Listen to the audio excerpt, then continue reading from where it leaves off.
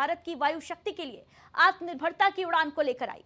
नासिक के एचएएल में रक्षा मंत्री राजनाथ सिंह की मौजूदगी में दुश्मनों के स्वदेशी काल यानी तेजस मार्क 1A ने जब उड़ान भरी तो उसकी गर्जना ने चीन और पाकिस्तान जैसे मुल्कों की चिंता बढ़ा दी। इस खास रिपोर्ट को देखिए।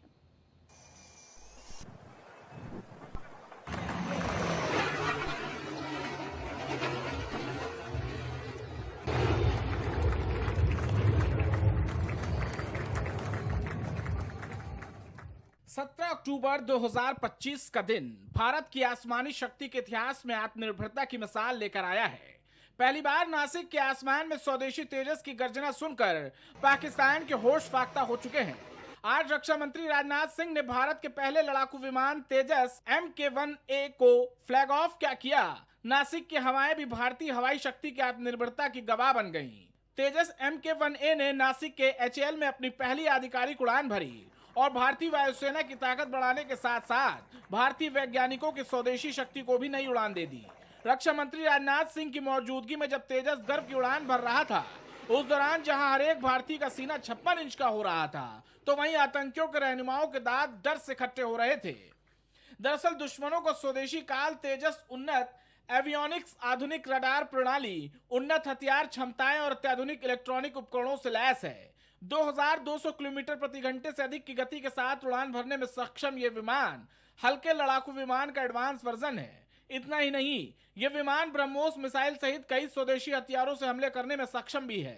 तेजस की सबसे बड़ी खासियत यह है कि इसमें इस्तेमाल किया गया 65% से कंपोनेंट स्वदेशी रूप से बना है। इसमें हवा में फ्यूलिंग की क्षमता दुश्मन के छक्के छुड़ाने के लिए अहम भूमिका निभाती है। यह विमान भारतीय वायुसेना के बेड़े से रिटायर हुए MiG-21 विमान की जगह लेने के लिए तैयार है। इन विमानों के पहले बेड़े को पाकिस्तान सीमा के पास राजस्थान के बीकानेर में एयरबेस पर तैनात किए जाने की उम्मीद जताई जा रही है।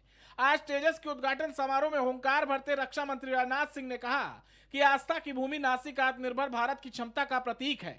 पिछले 6 दशकों से भी अधिक समय से एचएएल नासिक ने भारत की डिफेंस मैन्युफैक्चरिंग कैपेबिलिटी को नई ऊंचाइयों तक पहुंचाने में एक स्ट्रांग पिलर की भूमिका निभाई है। जैसा कि मैंने अभी कहा, नासिक भगवान शिव की भूमि है, जो एक तरफ शिवत्व यानी शांति की प्रतीक है, तो दूसरी तरफ यह संहार की भी प्रतीक है। ठीक उसी तरह से नासिक एक तरफ डिफेंस मैन्युफैक्चरिंग यानी निर्माण की प्रतीक है, तो दूसरी तरफ जरूरत पड़ने पर दुश्मनों का संहार करने की क्षमता भी रखती है।